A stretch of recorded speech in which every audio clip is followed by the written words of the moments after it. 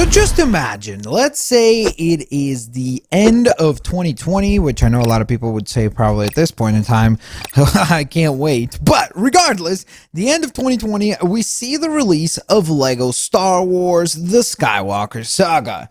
And of course, as soon as that happens, everybody will immediately say, what's next? What is TT Games going to release next? Well, I hate to break it to you, it's probably going to be DLC for Lego Star Wars: The Skywalker Saga. But then once that happens, the next question is, what's next? And I think that what is next should be Lego Spider-Verse or Lego Spider-Man.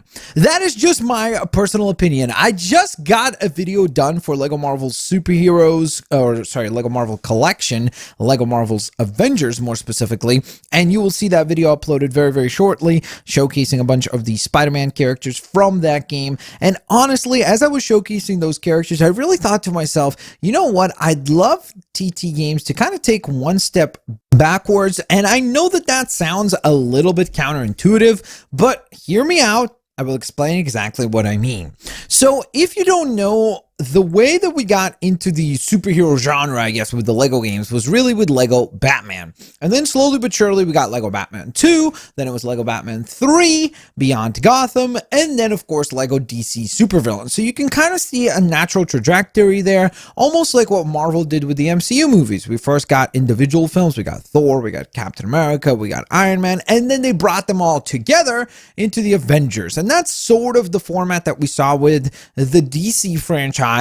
As far as Lego games are concerned, we had first a game that was focused purely on Batman. Then we started to introduce some other DC characters with Lego Batman 2, but the story itself was still very much focused on Batman. And then Lego Batman 3 was much more, I would almost describe it almost as like Lego Justice League kind of, because it was very much, Batman was still in the center, but there's definitely a ton of other characters that were involved. And then Lego DC Supervillains was just pretty much the entire Lego DC universe. No specific one character is kind of showcased as the main character, quote unquote.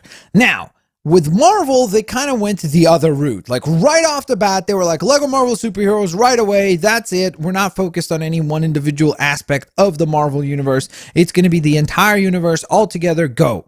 And I think that that's a cool idea, and I think that, again, Lego Marvel Superheroes might very well be the best Lego game that we've gotten. So my argument here will definitely and can definitely be picked apart, and you could definitely go on ahead and side on the other side.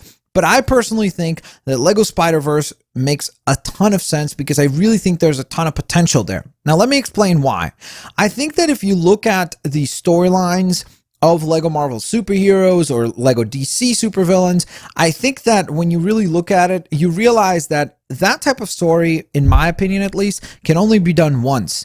Once you've told that story, like, that's why I think Lego Marvel Superheroes 2, the storyline itself, like, the game did a lot of things correctly. There's a lot of cool stuff about that game, but the problem is that the story itself just felt like it was just another rehash of the story that we saw in the first game. It's very difficult to like continue to raise the stakes if you're already starting from a place where it's like, well, everybody in the Marvel universe is fighting Galactus. It's like, okay, well, where are you going to go next? You know, it makes it very difficult to set up the next game, which is why, in my opinion, they should go a little bit backwards here and actually set up a Spider-Man universe. So my idea essentially would be something along the lines of around like 16 levels, all revolving in the Spider-Man universe. Now, first and foremost, calm down, sit down. I know what you're saying. Hey, Bruce, does this mean I'm not going to get to play as Wolverine in the Fantastic Four? No, you could still have them as playable characters. There's nothing that's stopping you from having them as playable characters, except for the fact that the main story could be continuously focused on just Spider-Man and Spider-Man adjacent characters. So to me, I think that there's nothing wrong. It's almost like Lego Batman 2. The Lego Batman 2 storyline was focused pretty much mostly on Batman. Now, in that game, though, you still did have a bunch of characters that were not Batman related or not related to the story. Like Green Lantern was in the game.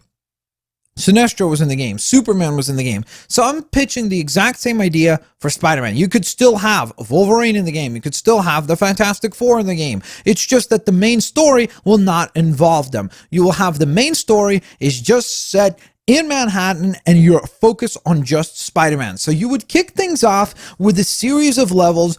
Maybe the opening scene is that Spider-Man is just chilling like he usually does, maybe having some pizza or something, and then suddenly, boom, the raft has been broken apart and has, let's say, exploded. They don't know exactly what has happened, and so all of the villains have escaped, and it's up to Spider-Man to start gathering them back into the raft. Now, within that, I would go on ahead and say that essentially, you would go with a 2-level format. And my pitch here is just due to the fact that I think one of the things that I started to notice, having played obviously so many of the different Lego games, is that a lot of times the level is typically the level, and then the boss fight is just a minor element at the end of the level.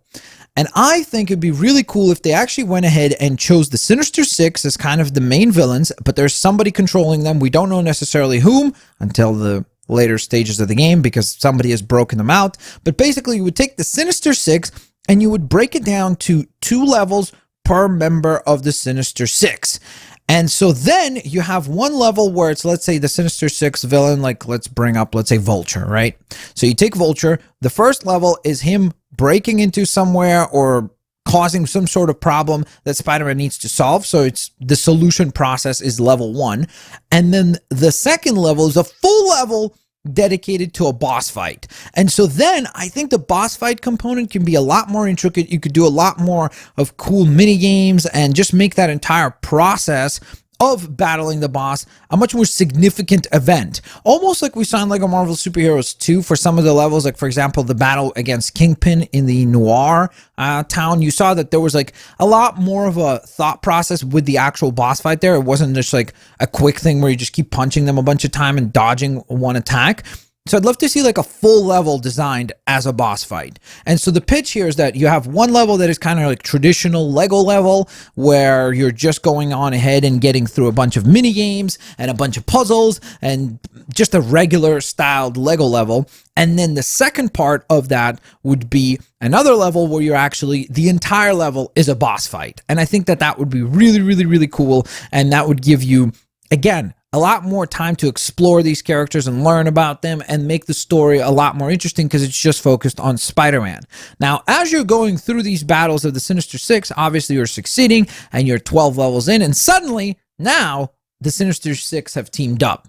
And so what I'd love to see is basically Spider-Man loses. At that point, that would be, first of all, something a little bit more unique, right? Because it's something a little bit unexpected. It's almost like what we saw somewhat, I guess, in Spider-Man PS4, right? Where when the different villains come together, Spider-Man is unprepared and therefore he suffers a defeat. And now, just as he's about to be defeated, suddenly you see maybe a portal open up or something along those lines. And this is where we introduce the Spider-Verse component. You see other Spider-related characters. So maybe you could pick 3 or 4 to introduce right off the bat, like maybe Spider-Gwen, maybe Spider-Man Noir, Miles, of course, and I don't know, let's say Spider-Ham, right? So you throw in those 4 and they come through to help out Spider-Man to battle back against the Sinister Six. And so then you go through the process of, let's say you have a couple of levels where you're battling the Sinister Six and you find out that Kingpin has been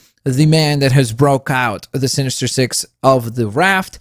And then, of course, in addition to all of that, while you're using these new Spider-Man, Spider-Gwen, etc. characters that have been introduced into this universe, you then defeat Kingpin, dethrone him, the entire storyline concludes, blah, blah, blah, blah, blah. That's essentially the main pitch. Now, outside of that, though, I think it'd be so cool because I know a lot of the other concerns that people would have is, okay, well, what about the hub worlds? Are you just going to do the Manhattan hub world? No, because literally what you would do is you could have multiple hub worlds where each hub world could be a different Spider-Verse.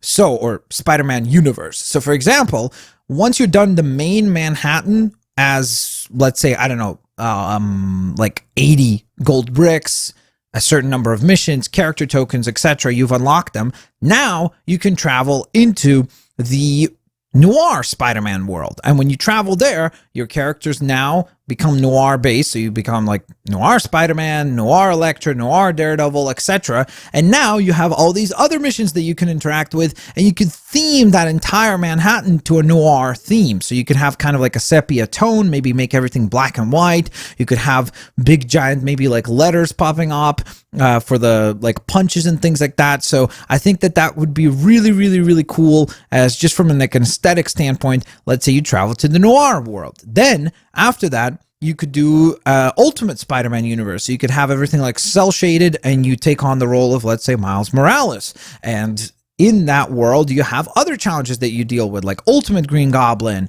and Ultimate Sinister Six villains. And you don't have to do a whole storyline, obviously. It could just literally be side quests. And then imagine the possibilities further, where literally the DLCs could be like Spider-Man 2099. And so then you'll have a Manhattan that's all based on a futuristic concept. So you'll have like flying cars instead of the cars in the ground. You'll have Spider-Man 2099 to unlock. You have all the 2099 villains that you could unlock as well.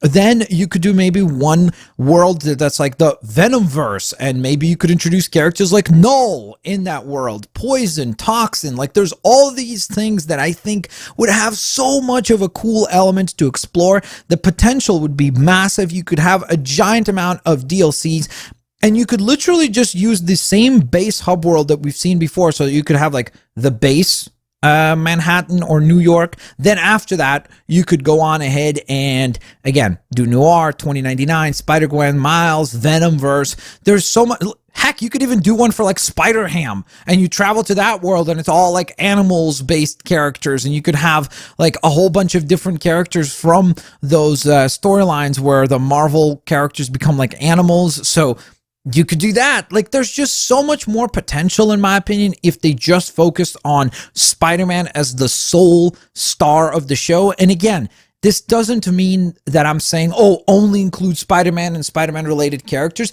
because even within like regular side quests, maybe you're doing a side mission and it's like, okay, you run into Daredevil, you complete his mission, now Daredevil is playable. So I'm not saying that you should limit the roster of playable characters to just Spider-Man. I'm just saying that the world and the setting and the story should be focused on Spider-Man, because I think that the potential there for a great game is far greater than if they just were to do, let's say, Lego Marvel Superheroes 3. That's just my opinion. This is my pitch. I'd love to hear what you guys think down in the comment section below. If you think the idea sucks, that's fine. No worries. I'm not going to be offended. If you have a better idea, you can leave that in the comment section below. I would love to see a discussion going about, I guess, fundamentally, this comes down to, what do you guys prefer? Would you want to see, let's say, the next Lego Marvel related game? Should it be Lego Marvel Avengers 2? Should it be Lego Marvel Superheroes 3? Or would you want to see something like I pitched, where instead of focusing on the entire Marvel universe, at least from a storyline perspective, they would instead narrow it down to just Spider-Man and then go from there? Again, you could literally take my same pitch and probably do a similar example with something like the X-Men or the Fantastic Four, or, I mean, I really think those are probably the three that make, or I guess you could possibly do kind of an Avengers thing, but I think you're going, again, back to the giant storyline again if you're doing Avengers. So to me, I think maybe the other two games that could make sense as well would be like Lego Fantastic Four and Lego X-Men, but I just think that Spider-Man lends himself much better to a game. And then furthermore, I think the concept of doing the hub worlds in different time settings and in different Spider-Verses is really, really cool. And the potential there is just massive. Like, you could do DLCs down the line for like a bunch of years for different like iterations of the Spider-Man universe. So I think the potential there is absolutely ginormous, but that's just me. Let me know what you guys think in the comment section below. I hope you guys enjoyed the pitch, and I'll catch you guys next time. Bye.